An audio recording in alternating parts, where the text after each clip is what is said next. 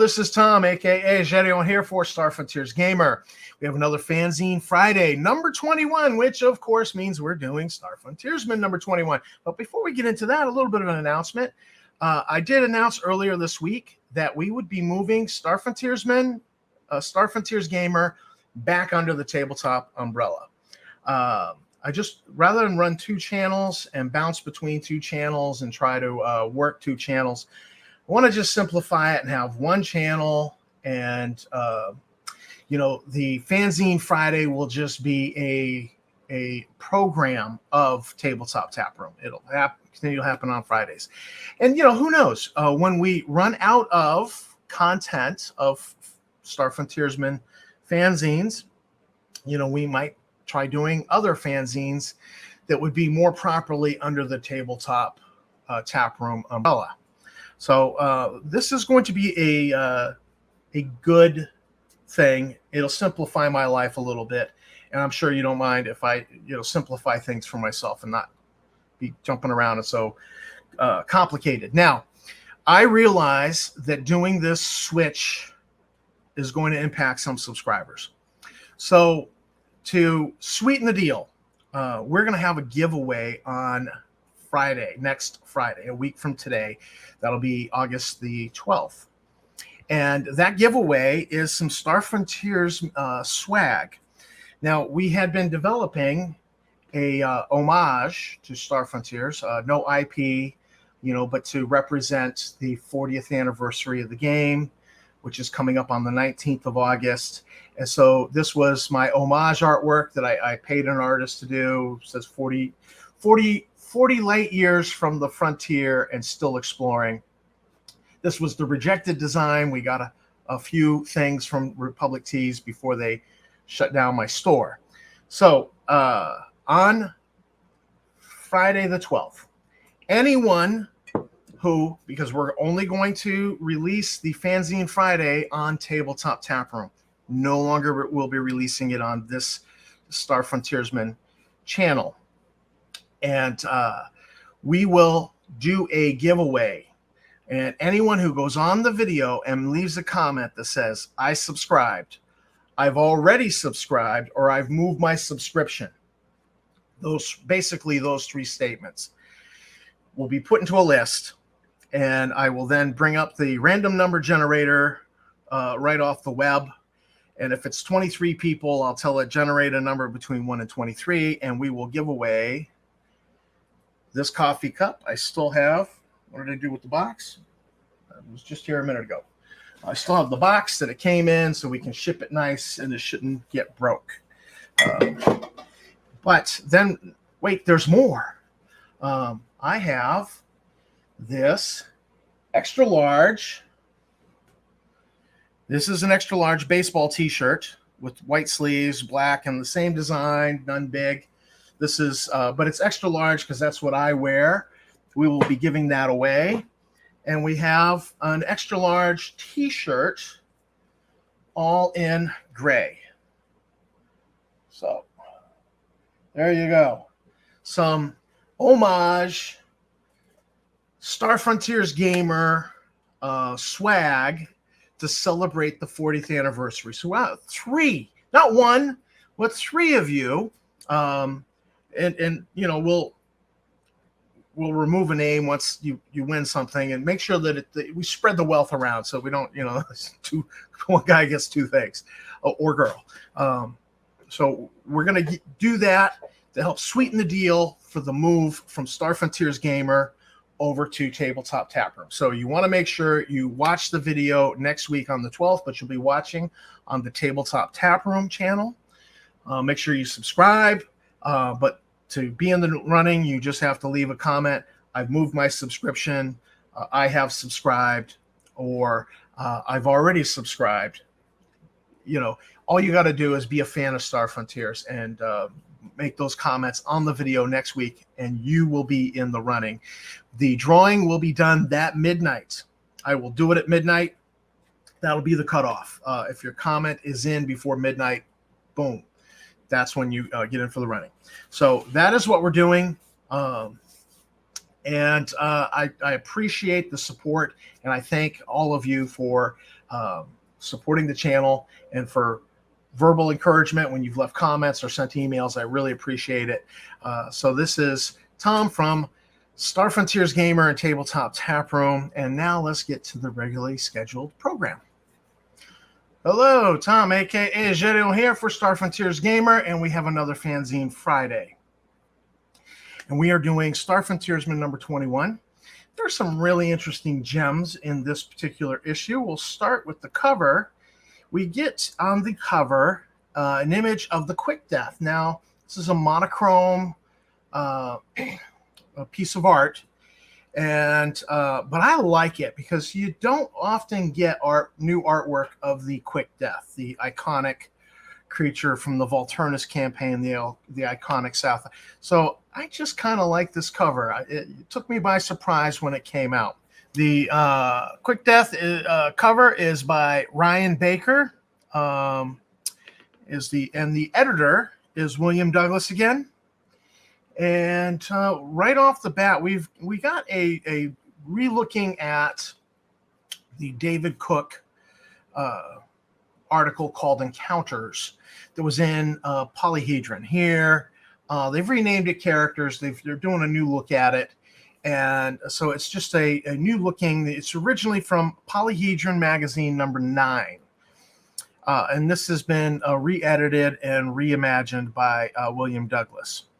So you get these, it was just a simple, like almost throwaway encounter that Zeb Cook wrote, where an archaeologist for a pan-galactic artifact recovery team is working on Laco. He's got a day off and he goes out exploring and becomes separated, and he's dehydrated, out of water and in a deadly situation, and he encounters an alien that's not supposed to be on Laco. That happens to be an Ulmor and its Loper that were kind of ostracized from their tribe. They've been like shunned, like Amish shunning kind of thing. It's a matter of honor. And he's been taken in as the pet mascot for some pirates who have now landed on Laco. But this Ulmor, Northru Far Rider, he kind of realizes these are not good people. So he escapes from them, and he's wandering the wilderness in Laco, and it's an encounter between this alien and this archaeologist. And I always thought this was a pretty interesting thing.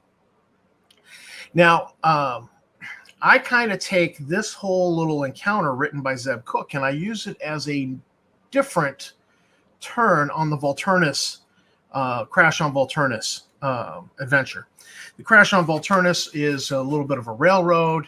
The module opens up in media res, where you're on the ship and the pirates are attacking. They're doing a room by room search, and you've got to deal with that. So it's kind of a railroad. It's kind of a media res beginning. And I thought that you could do the Volturnus with a slightly different start, inspired by a historical character called the Great Farini. This is this guy's kind of a P.T. Barnum meets Alan Quatermain. He went deep into the deserts in South Africa and found some lost city, took some photographs of rock formations. And, so people have been looking for this lost city, but the newest research is maybe he didn't get as far as he said he got. And maybe these rock formations that he's photographed are in this location instead of that location. So fascinating story, the Great Farini and the search for this lost city. And I thought this would be great. You take the information from the Volturnus connection about Sectite Zebulon selling the jump route to the Pale government. And I like to embellish that he comes back with only one member of his crew. That member promptly disappears because he's afraid of Sectite, who may or may not have done something to the rest of his crew, and has now sold all the information and made quite a killing, literally, figuratively, however you want to go with that, with the government of Pale. And so the Drolocite publishes and sells some stuff.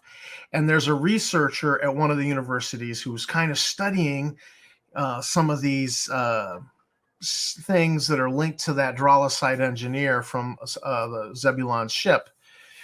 And when he hears about this encounter that's reported by this PGC artifact recovery team on Laco, he's like, aha, that's one of the aliens that was reported in that report.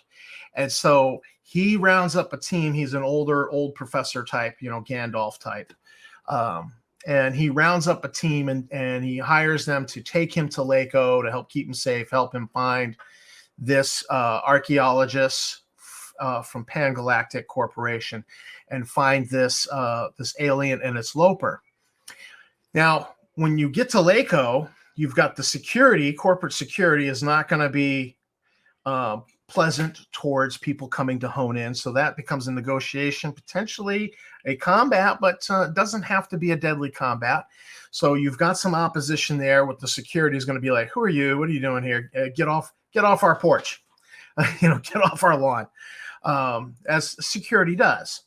And then there's some negotiation and trying to contact the Ulmor and the Loper. The pirates might come into play. So you have a little bit of adventure. You can set on Laco and then backtrack through Pale to Zebulon. And that could be a new beginning for the crash on Volturnus. And of course, the pirates are still in play in Volturnus.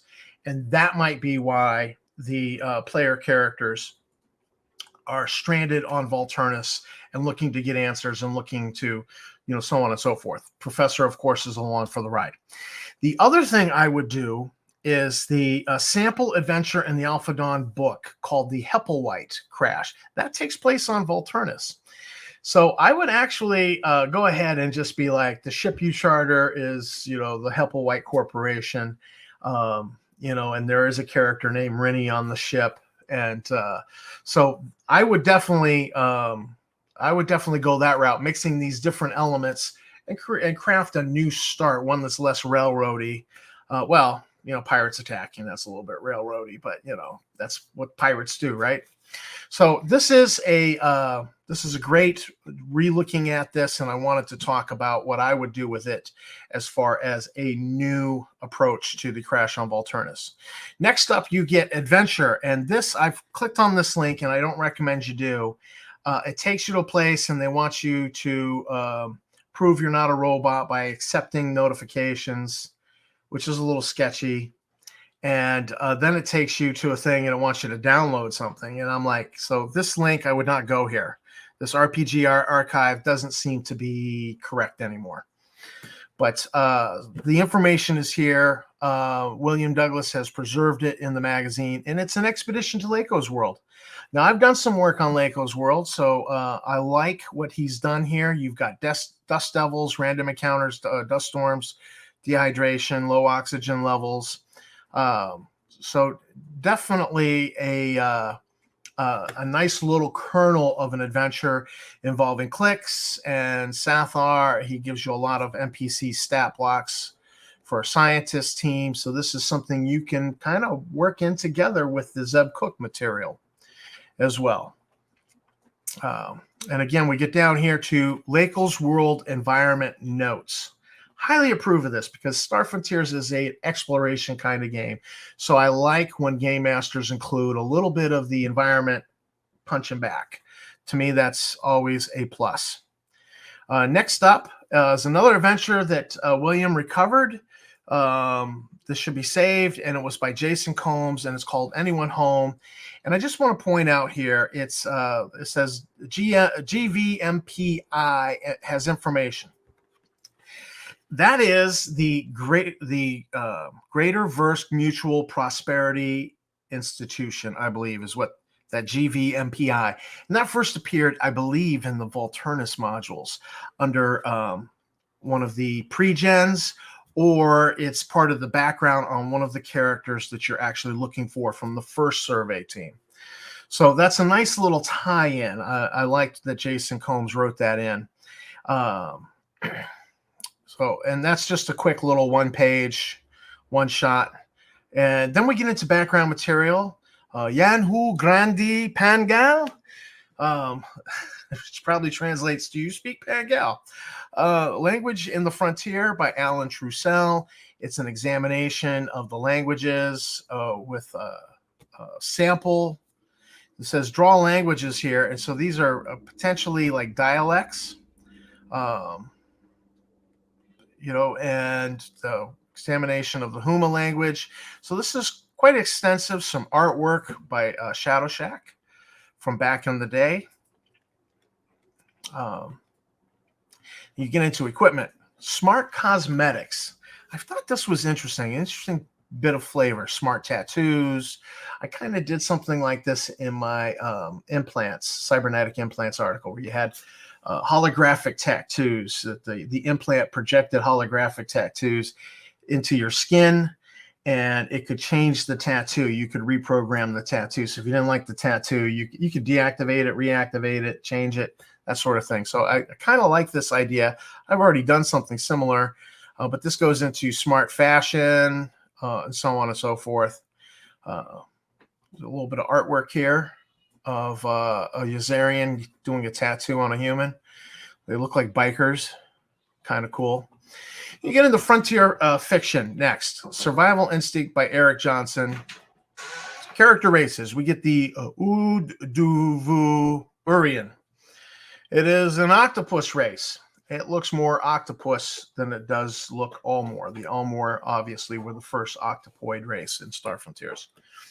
So this is artwork by Emily Vittori, another artist who has supported the Frontier quite a bit. I recruited her for her art a number of times. Creative refereeing. Just a brief comment here. When this came out, Roll20 existed, but it wasn't that popular at that time. But with the rise of more virtual tabletops software in gaming, Roll20 has become very dominant. And so this little article doing up some counters for your game. I don't play with counters, but I recognize the fact that a lot of people are doing virtual tabletops. So getting some extra counters, like this ground transport and then ground transport with trailer, kind of cool. Something you can add to your virtual tabletop. Then Creatures of the Frontier. Now, this is monsters by email. This was a service. You paid so much money, and they would send you like 3 monsters a quarter. And you would get 12 a year, 3 of these creatures. And so he's talking about, you get a little bit of a review of this service, and then they just took some of these artwork that were sent to them and did up stat blocks for Star Frontiers. You have, when you pay for this monsters by email service, you get some limited publishing rights when you purchase these. So interesting, more Creatures to the Frontier.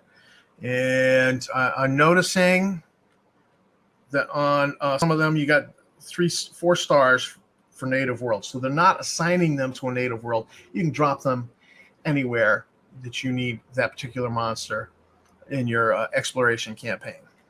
Gaming resources, trade goods and commodities of the Frontier Part 3. I always love these articles.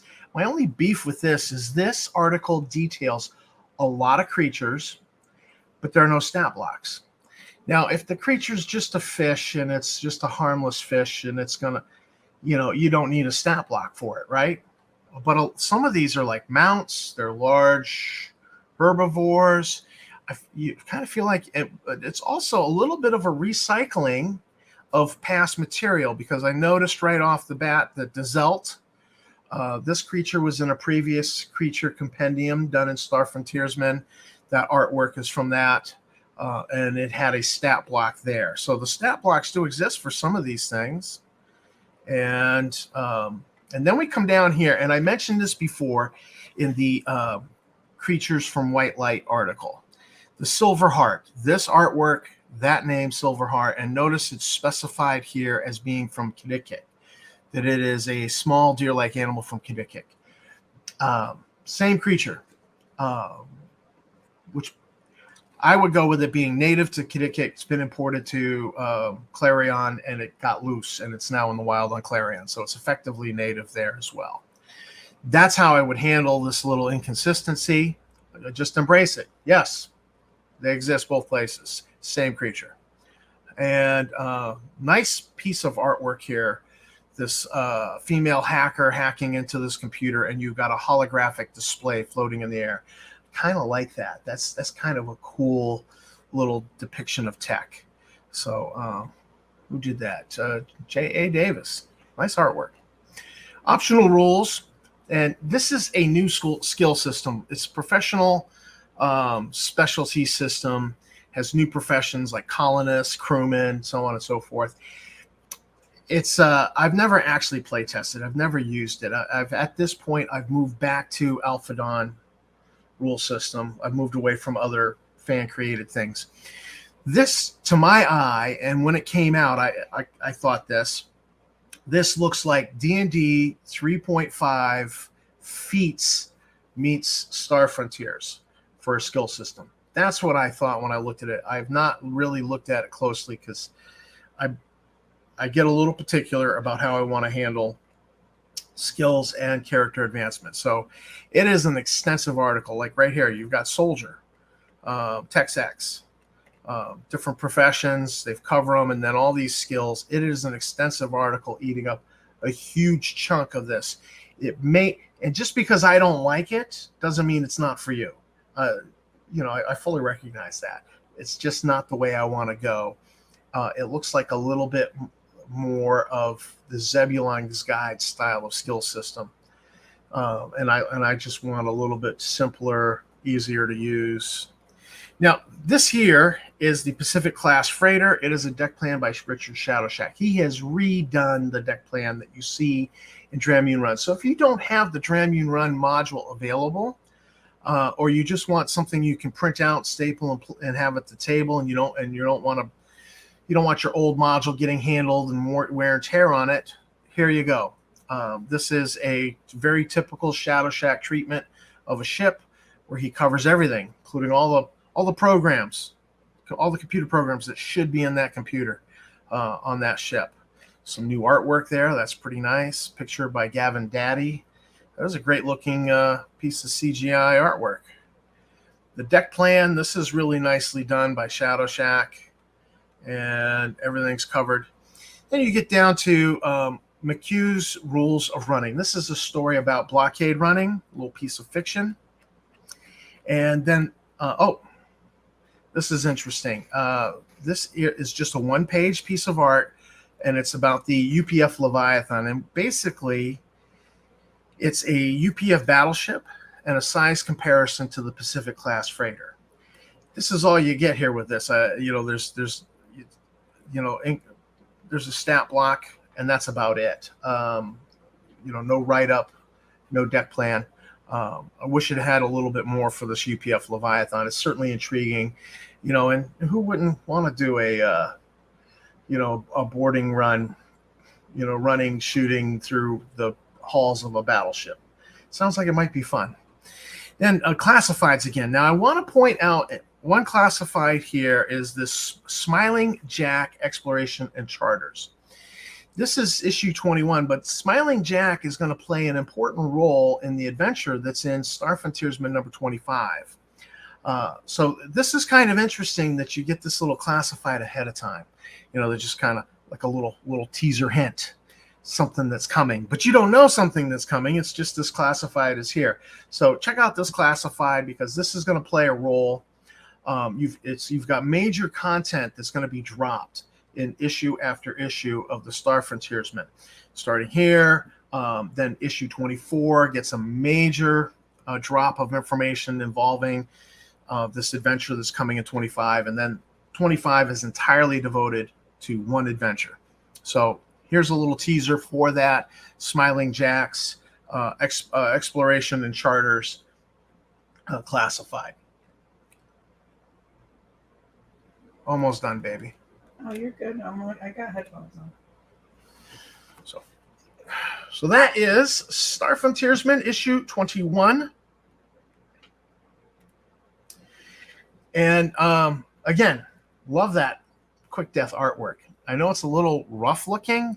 It's done. It's CGI done on possibly a Wacom tablet, but it's monochrome. And it's just got a nice look. It's a nice change of pace.